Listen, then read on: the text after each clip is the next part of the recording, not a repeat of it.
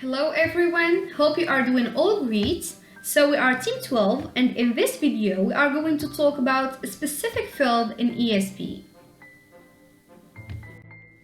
And before revealing which field we are shedding the light on, let's go from general to specific.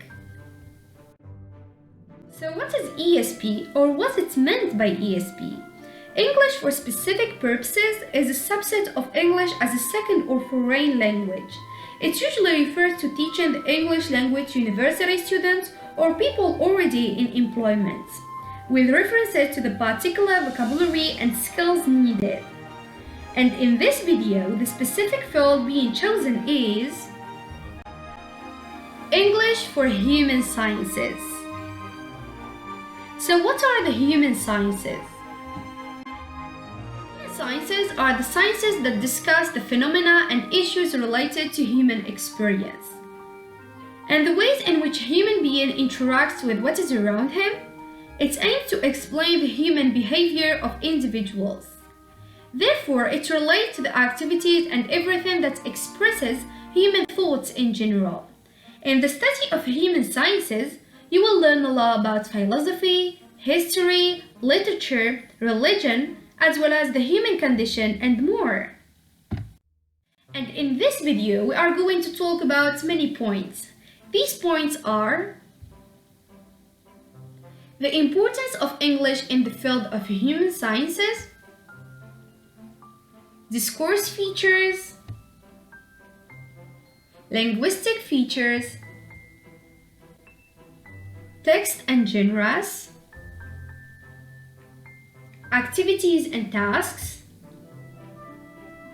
tasks and activities needed by the students of human sciences during their studies, teaching models and examples, as well as the conclusion.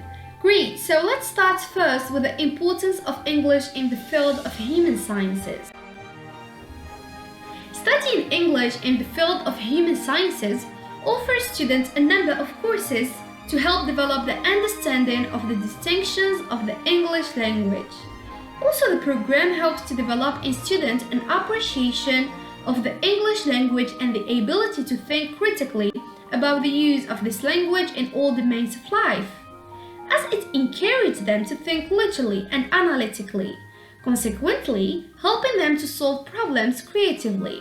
Specifically, it prepares students for a life in demanding professions such as teaching, editing, translating, and in the areas of consultancy, services, commerce, and the media. Let's move now to discourse features. Discourse features is the verbal or written exchange of ideas, any unit of connected speech or writing that is longer than a sentence and that has a coherent meaning and a clear purpose. It generally describes social issues like unemployment and human cultures since it affects our values. However, when we use the term classroom discourse, we refer to the vocabulary that teachers and students use when having class discussions. Discourse consequently emphasizes communication. And let's move now to linguistic features. Human sciences field is identified by some linguistic features that gives the students the opportunity to develop their knowledge and importance of English language in human sciences. It forms the student also for life in difficult professions such as teaching. So what are the linguistic features? The first feature is punctuation. Punctuation has an essential role in sentence structure that helps students to understand better. The second feature is long words. Long words in English are usually used by students and also technical words that are used differently in meaning and have different meaning from the student understanding. What about the third feature? The third and the last one is syntactic features. Syntactic features are the permanent use of present tense that is noticeable throughout human sciences text, as well as the use of passive voice that makes text objective and standard. Let's move now to Text and genres. In the field of human sciences, text in English encompasses of multiple fields such as literature, linguistics, ancient languages, modern languages, geography, etc. In terms of genre, students of this field prefer to rely on essays, research articles, and critical analysis. Furthermore, they use various tools, for instance, observation, collecting data, form hypotheses, and also theories to be proven as accepted or rejected. Besides, discussion, explanation, and argumentation are the theoretical modes favored in their essays. Overall, this field is best achieved with interpretation of the expressions, activities, constructs, and artifacts that are associated with human beings. And now let's see tasks and activities. Tasks and activities. Human sciences students do several activities and tasks in classroom in order to improve their English skills, and here are some examples of activities. The first example of activity is write an essay in which you explain how might the emotions of the investigator affect the results of an investigation in the human sciences. The second example of an activity is discuss this statement with your classmates. Humanities and social sciences apply different approaches of collecting information. Let's see now text and activities. Let's start with texts. In the domain of human sciences, text in English deal with a variety of fields, including history, information and communication, psychology, business and management studies, criminology, sociology, archaeology, social and cultural anthropology, economics, religious studies, linguistics, art, international relations, human geography, and so on.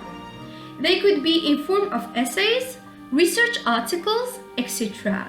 In simple terms, it is the study of human behavior, activities and expressions, the patterns of human society and individual actions. The students of human sciences use observation and collecting and gaining empirical data from different hypotheses, aim to find the validity of these hypotheses. They could be either accepted or rejected. And here are some helpful class activities to develop the students of human sciences skills in English at university. We have interested them with various research and projects and making a public presentation, managing activities and tasks, writing essays, research proposals, articles about different topics. And now let's move to teaching models. In general, there are 6 teaching models. These models are the PPP, the TTT, the Guiding Discovery, the TPR, the TBL, the PBL. However, English for Human Sciences are only concerned with 3 main teaching models.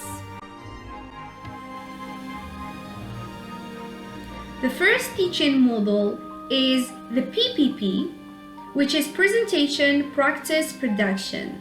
In this teaching model, the teacher will introduce his or her lesson throughout a text or another language skill.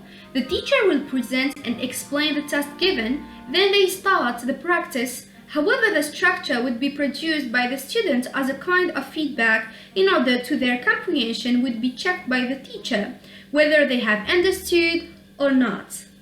The second teaching model is the Guiding Discovery. In this model, the teacher will present the lesson and will give example about it.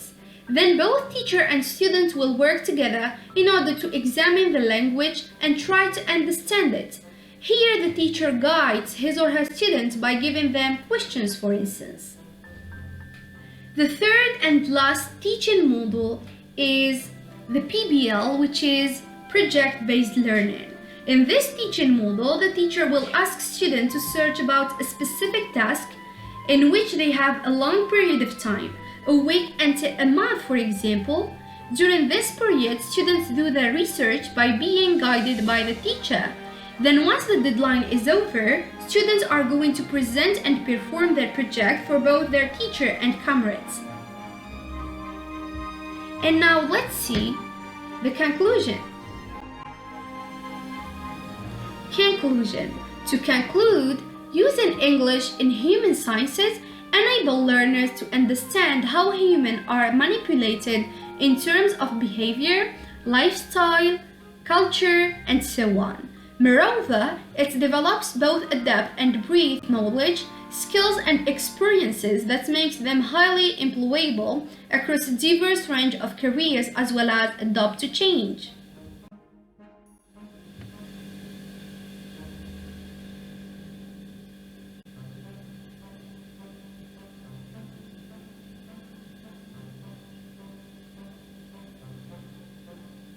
Hope you enjoyed the video and thanks for your attentions.